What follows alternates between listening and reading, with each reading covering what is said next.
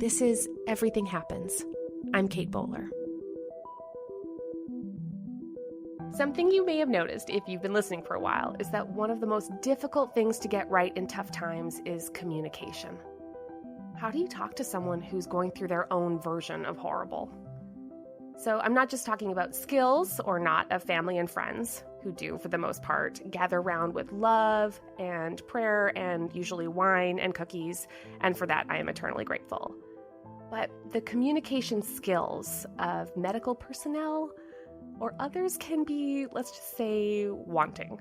Sometimes weak, sometimes wonderful, but what makes the difference? I'm lucky enough today to talk to Alda, who is just crazy famous. He is an actor and director, winner of 7 Emmy Awards, and star of the classic TV show MASH and many movies, including Crimes and Misdemeanors, Everyone Says I Love You, and Bridge of Spies. Alda has spent a long time trying to train doctors and scientists how to communicate with their patients, their peers, and the public. I'm hoping he's got some real advice for us today. Alan, I'm so honored to speak with you. Oh, it's great to talk to you, Kate. Thank you. Well, I was excited to learn that your dad was a vaudeville star and you grew up in this world of theater. And you've said that you learned a lot about communication and empathy from acting, and in particular, improv. I think some people might be really surprised by that. So what did improv teach you about empathy? You know, the essence of improv, what improv teaches you is that you must focus on the other person, and the other person comes first. One of the principles is you make your partner look good. I like that. Yeah. I want to look good. You don't look good at your partner's expense. You don't deny what your partner comes up with. You become partners. What I think is one of the most important elements in good communication is that you don't have in the other person a target of your communication. You have a partner in communication. Yeah. Which means you're finding out if they're understanding what you're saying. Yeah. And you're also finding out how they feel about it. Your book starts with this insane scene at the dentist's office where you experience a terrific example of miscommunication. That seems like it was a really important moment for you. What happened and what did it tell you? Well, what happened was a dental surgeon had to take out my front tooth. And said he had this great operation that he was going to do. He was going to pull down a bit of my gum over the socket and get a great blood supply to the socket, and everything was going to heal great. And I said, okay. He invented this procedure. Yeah. And he had a white coat on, so I thought he knew what he was doing. Super authoritative. And then he's standing in front of me with the knife, the scalpel, inches from my mouth, and he says, now there'll be some tethering.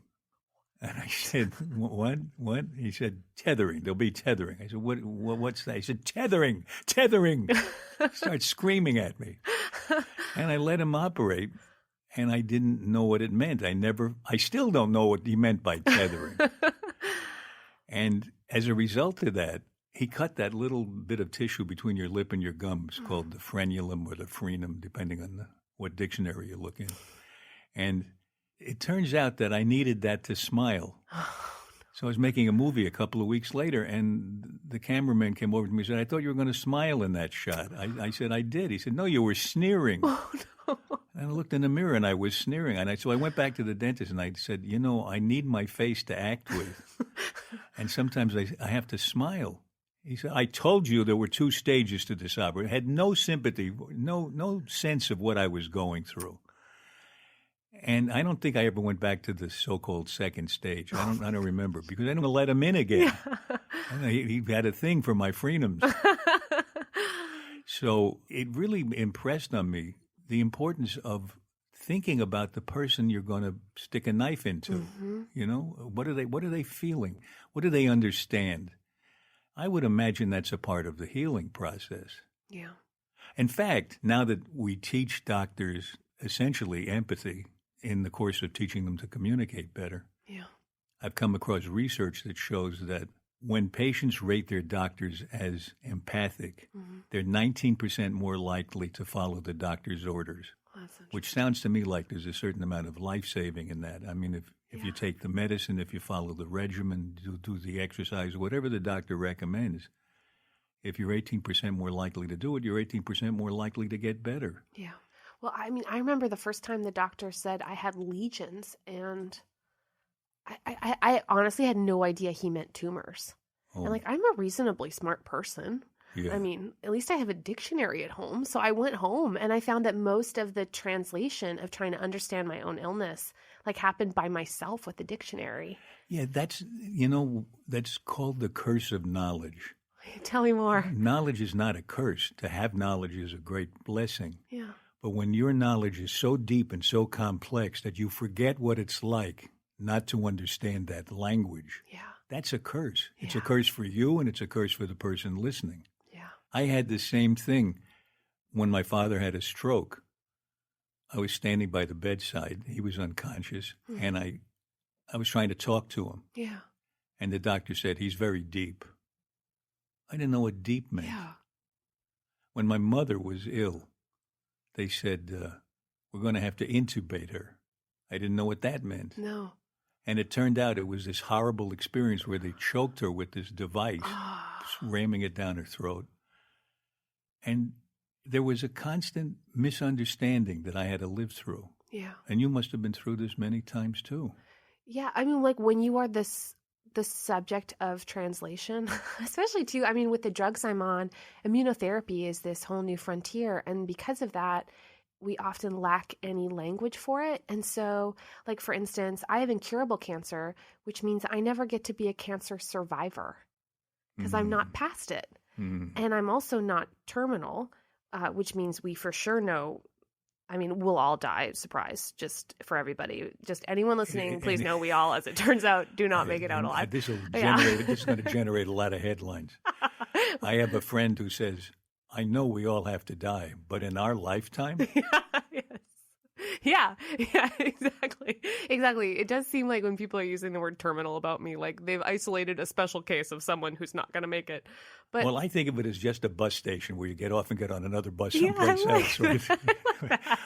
That terminal. For me, denial has been very helpful. Oh, I am a strong advocate of denial. Yeah, I go very cheerily into surgeries. I mean, sure, let's give this a try.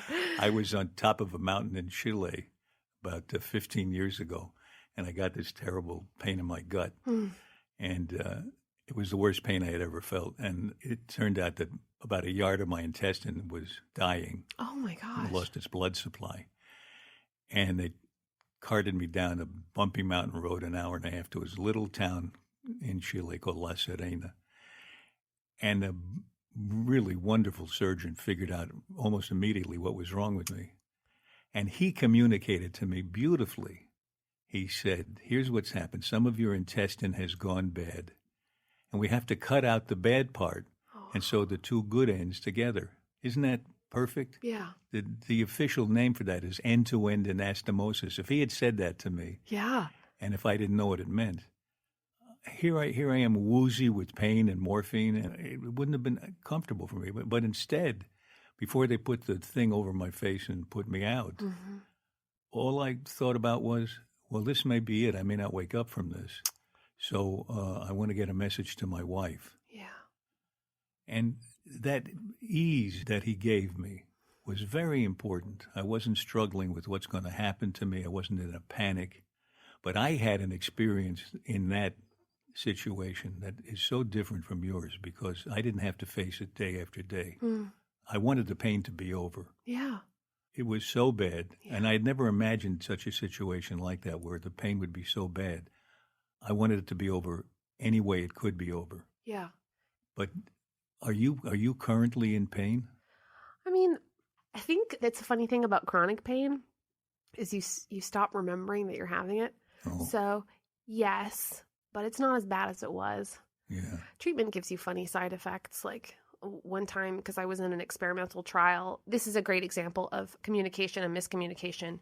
You always think clinical trial equals cutting edge, first in line, coolest, in the door, I'm going to get the best stuff, as opposed to, we haven't totally worked out the kinks on this one, but if Yeah. you guys want to stand in line because you're desperate, that'd be great. Exactly. And you're officially now a guinea pig. That's right. Yeah. And someone even used the word guinea pig for me one time. And I was like, oh, I think this is not going the way I thought it was. But yeah, they accidentally used a drug for too long that fried off most of the nerve endings on my feet. And then I would just fall over. Oh, my which God. meant I'm already clumsy, so it looked really awkward. Did it come back? Yeah, as it turns out, nerves regrow a millimeter a day or a week or something. No kidding. So gradually, yeah, it's been a year, and I'm much less clumsy now. But it did mean that it took a while for me to realize, like, oh, maybe what I'm getting is not the like super highway of medicine. Maybe it's like the bumpy road on the side where you really need a Jeep. And I'm so grateful for the stuff that worked, and I try very hard not to regret the stuff that And didn't. that's the thing. I mean, I think that most of us are glad to participate in a trial. And it would help to, if usually when you get the very worst news, that the very best person is telling you. Yeah. Because like when I first heard the words stage 4 cancer, they gave me the intern. I mean, I was lying in a hospital bed, and this like sweet little, basically 12-year-old in medicine with like the shortest coat came by, and he was like, hi. He looked so nervous, and his nerves made me nervous, and it was 4 a.m. Yeah. And I just remember thinking like, oh, buddy, you drew the short straw, didn't you?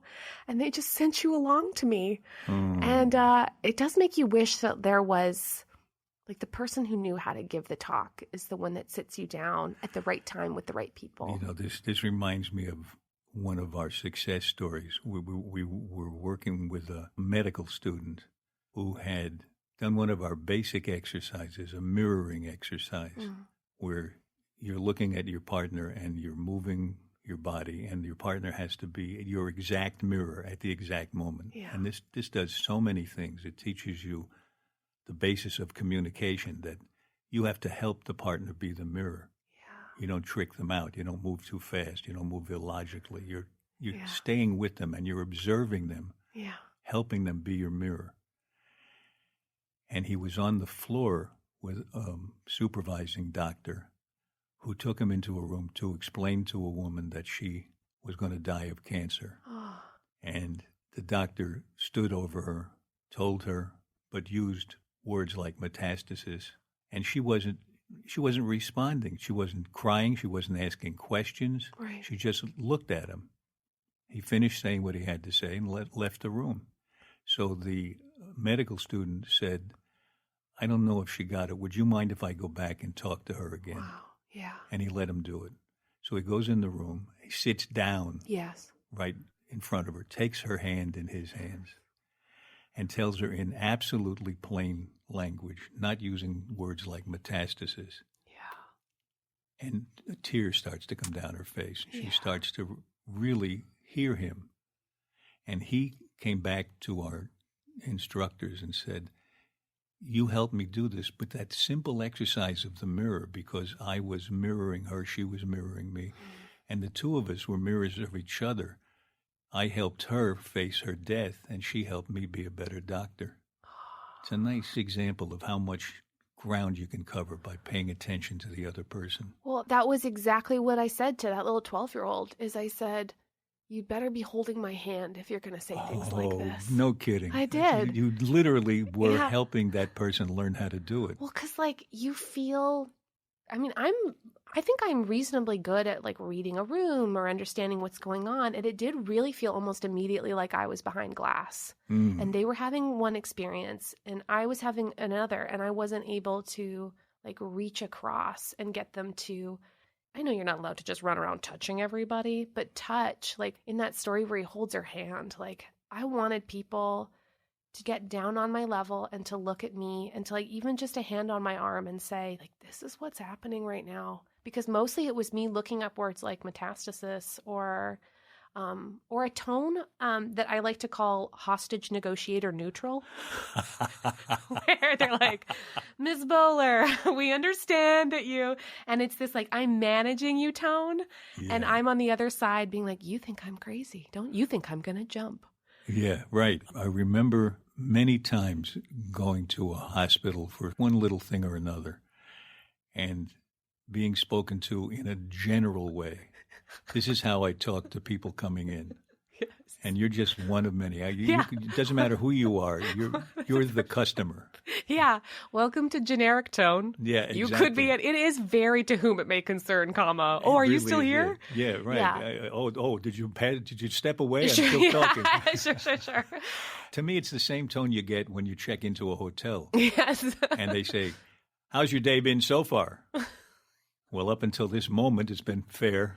Exactly. And now I'm a robot here. You don't care. Yeah, right. It's true though. And I try so hard not to be uncharitable. And I've been grateful to get to know more doctors as humans. But the relationships I have with doctors as humans and the relationships I have as a patient seem totally different. That's interesting. Do you run across doctors who are apparently naturally empathic, warm, thoughtful, considerate? Yeah. I do too. Yeah. I can think of a couple who are extraordinary in their ability to be direct, frank, open, plain, Yes. and totally caring about you, really wanting to know what's what. Yeah. But the difference is, if you don't have that naturally, you can be trained into it. So how did you teach doctors empathy? Well, we start with improvising. The first thing we do is put them through basic improvising exercises, and they're calibrated so that one leads to the next, and that leads to the next. And then we go into role playing, where they make use of what they've learned about the basis of intimacy, the basis of connection. And that sense of relating is really, I think, the most important thing you can learn. If you can really make connection with another person, and make a connection in such a way that you listen so that you're willing to let the other person change you. That's a kind of radical thing to say, because you don't know what the person's going to say. Yeah. Why should you especially a stranger, why should you let them change you? Yeah. But that's the essence of relating. Relating is you do something, say something, you have a look on your face. It does something to me. If I let it in, it changes me. Yeah. And now we're connected. We're dancing. Yeah. And if we don't do that, it's just me spraying stuff at you, and then you wait till I finished and you spray stuff at me. It seems so interesting to me that it feels so good to connect to another person. Yeah. And yet there's a tendency most of us have not to do it. Yeah. Some kind of avoidance. Yeah. It's so much easier to be in our turret, in our castle, and not let anybody come across the moat. But I can say that as a patient, it makes me feel crazy sometimes. Like, I notice myself trying to add little personal details so that they know I'm a person. I have a kid, right? Good. In a weird way, but oh, my son's doing this. I'm not bringing out pictures, but I'm close. Or I literally get out of class that I'm teaching as a human professor and then walk over and then put on a rough cotton gown. And then all of a sudden I'm a patient. And I feel like I'm trying to refer back to the world I was living in 10 minutes ago to be like, I promise if you saw me in another setting, you'd think I was a colleague or someone you want to connect with. But I guess what I'm saying over and over again is I'm human, right? You know, I think every time I'm in a hospital setting, it seemed to me it always boiled down to that gown they give you that exposes your rear end. Yes. There's a message in that you're no longer the person you were when you came in with your clothes on. Yeah. You're this patient thing. Yeah. At least that's the message I get wearing the gown. They probably don't intend that message, but the transaction builds out from there. Yeah. And there's a bridge that has to be crossed all over again. I'm lying on the gurney. The doctor comes in, stands over me. It's a task for the doctor to make contact with this person who's already been diminished by just changing clothes. Yeah. I think mostly out of love. People offer me a lot of advice or have a lot of suggestions of how I might just personally overcome death through sheer will. I was wondering if you had any advice for me about how to successfully communicate better with people who are trying but failing to help me. Because I do feel empathy for them. I do. But sometimes I struggle to describe what it's like to be on my side. Yeah. My guess is, based on everything we've been talking about, a lot of it depends on how much of a channel you have open between you. Mm-hmm. I feel if somebody is just lecturing me, Yeah. I listen and respond in a similar way. But Yeah. if somebody really is connecting to me, then I open up more. It seems like an easier thing to do, but I think it depends on where your heart is at the moment. Mm-hmm. I think your technique is really good of bringing up your child, bringing that into the conversation. It's interesting that one of the things that I don't think doctors may do, many doctors, not all, because some are very good at this, Yeah. of finding out about the whole life of the patient and not just the symptoms they come in with, because sometimes they have other things that they need to take care of too. Yeah. And they don't become apparent until you hear the whole story. Yeah. And it also reinforces this open channel. Yeah.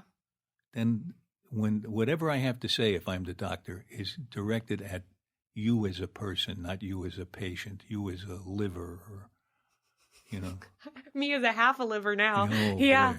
I've got the rest. It's okay. Is the liver the thing that grows back? Or What's funny? It doesn't grow back. It hypertrophies. And that was another problem. I don't even know what that means. Yeah, see, that was the problem. Is like I couldn't figure out if they were cutting it, it would grow back like a lizard tail, or if they were cutting out half my liver and then it would just like do what? So it took me forever to realize they were going to cut out half, but it would like puff up to create more mass and it would regenerate in function a lot. But like so I don't how is that different from growing back? Yeah, so it just gets puffy, or I what? don't know. So like this is the thing. This is in my own we body. are talking about what you ought to know. Yeah, about. I don't know the answer. Like this is a great example of like I asked a million questions just like that, and I only a little bit know the answer. It's that curse of knowledge thing again. One of the problems is that they spent years or decades learning this stuff. Yeah. We rely on them to know it in great detail. It's very important that they do. Yeah. They haven't been spending decades on learning how to explain it to you, and you have not spent decades learning it. So it's like coming into a room and somebody speaking Chinese. Yeah. And the best you can do in Chinese is say "Mu gu gai pan," and there's this gulf. Yeah. That's why I spend most of my time now trying to help doctors and scientists and people in business, and women in business, Mm-hmm. many different kinds of situations where we can break down that barrier and people learn early on that it's not just good enough to know it. Yeah. You have to be able to say it to people who don't know it. Yeah. Yeah. All this has kind of made me realize, like, I think one of the main hopes I had for writing my book was that I want more language that is a little less certain and a little more generous. And I think mostly what I was trying to describe is exactly what you've been describing, which is that little space between people where something a little more magical and generative can happen. Yeah. I think generosity is a really interesting and tricky subject because there's so much behavior that is intended as generosity but is really an imposition. Mm-hmm. Mm-hmm. I think of this moment. Arlene and I were walking across the street on Broadway, and there was a woman who seemed to be 10 or 20 years older than us next to us, and one of us said, "Can we help you across the street?" And she said, "No, can I help you?" And I think it's kind of indicative of the idea that it's not helping unless you are actually helping the person wants you to help. You're providing help that the person can use. I'm usually on the receiving end of a lot of people's generosity that I often receive as kind of a tiring certainty. Talk about certainty. I love that notion because I talk in the book about the sound of certainty in the voice. Oh, really? Because to me, it's so when I was thinking about people who approach me as teachers, they've recently seen a documentary and they very much want me to understand the contents of it. And like it's really meant to help. But like there is a tone of voice to it. Yes, And I can yes. tell when it's like on the approach is like, oh, I've got to be in a learning place because someone's in a teaching place. Yeah, I know. That there's a particular thing about that gets me because it's not the words themselves. No. It's the tone, and so many things can be subverted by a tone that says, "I'm up here and you're down there." Well, it's the same with the minimizers that I get where they really want me to have more perspective about my cancer. And I think that's a tone thing too, because the words at least always sound the same. They're like, at least you are at At a least, good hospital. any sentence that begins with "at least." It's like, I was shooting for more than at least. Your book begins with a great quote attributed to George Bernard Shaw, which, as it turns out, he may never have said, but it's, the single biggest problem in communication is the illusion that it has taken place. And I hope that's not true right now because it's been so great getting to know you. Oh, I had a great time. Thank you. You're a great communicator. Thank you.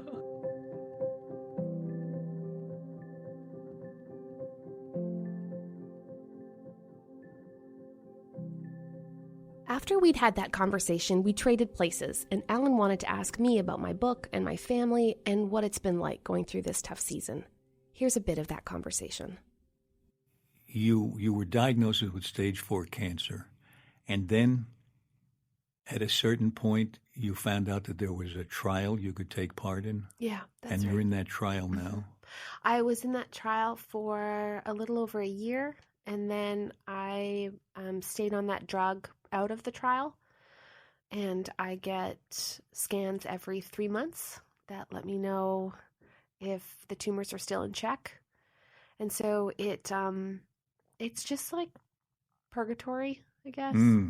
That's interesting. Yeah. None of us want to believe that we're going to die. Yeah. And you're, in a way, put in a position where you have to think of that. Well, yeah, but even I can't think of it. Like, it's an impossible thought. How could you possibly imagine your heart not beating and, all the things that make What do you who think you are? about when you think of it? This is really interesting. When you think about what, I imagine you think about it more than most of us do because it's what you're struggling with. What do you think it would be like? Do you think that, do you have a vision of what it would be like to not be here? It's funny.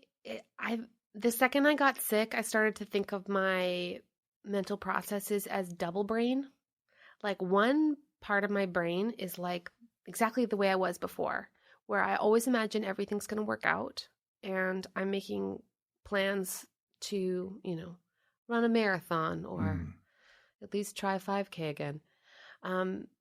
And then the other part of my brain is always making plans that I will come to the end of myself and that I will have to be making plans for a life for my family beyond me. And they're always running concurrently, which is exhausting. It's like I've got 2 decision trees to make for any major decision. Right. Like saving money or do you get a house or, any decision has 2 very complicated decision trees associated with it. And the one that pictures life without me, I never think of myself. I only know how to press this despair into hope for my family. Yeah. And so any plans you make is like emotional triage. You like cut off all the terrible parts of that fear, and then you transform them into beautiful ideas for other people. And so weirdly, picturing death can only feel like love for someone else. I think you make a real contribution just on that point alone with your book and other things you've written, where you really allow us to think about death and dying and what other people are going through as they have various responses to that fact that it's the one universal fact we all face. Yeah. Why did you write the book? Oh, well. And why are you doing your podcast? I wrote the book as a love letter to my family and to other people I knew who were in pain to try to ask the question, what is it like to live after you give up on some of your most deeply cherished lies, like that everything's going to work out? Is there still true and beautiful things that we can still learn in the dark? And so I wrote the book to kind of dig down deep and try to find new language to live in this new way. And it's the same reason I'm doing this podcast, is hopefully to thicken up that language for all of us so that we can communicate better about what it means to grapple with the beginning and the end. Yeah, that's great. Well, thank you for writing it, and thank you for talking about it that way. That's a beautiful way to express it. Oh, I'm grateful. Thanks for talking with me.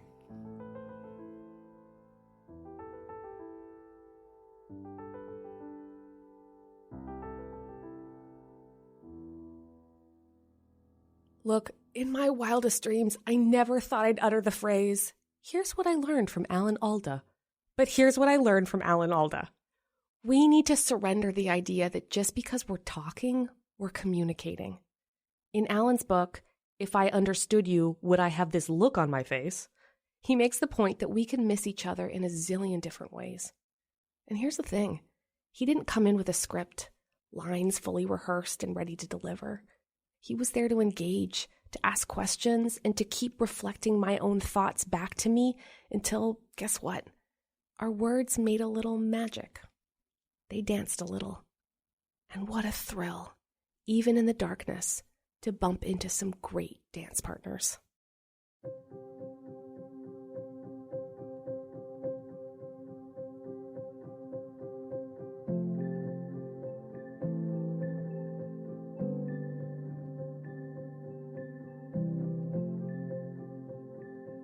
And so here we are at the end of season 1. And yes, if we're talking about season 1, then there's gotta be a season 2, right? Right. There's just so much more to say, to figure out, don't you think?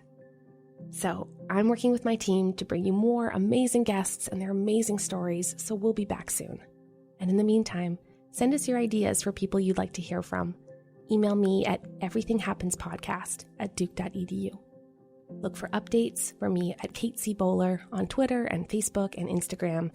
And of course, if you've subscribed to Everything Happens, the first episode of the new season will magically pop up in your feed as soon as it's ready. I can't wait.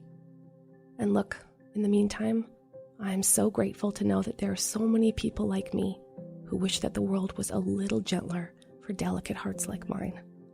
So thank you, my dears.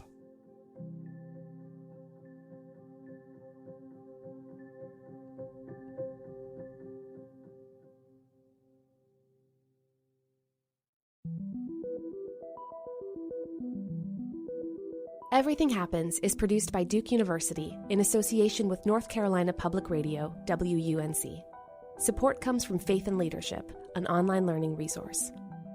And so many thanks goes to my awesome team, Beverly Abel, Allison Jones, Amanda Height, and the Be the Change Revolutions team, Ivan Panarewski, and Random House. If you're enjoying these conversations, please go to Apple Podcasts and post a review. And come find me on Facebook, Twitter, and Instagram at Kate C. Bowler. This is Everything Happens with me, Kate Bowler.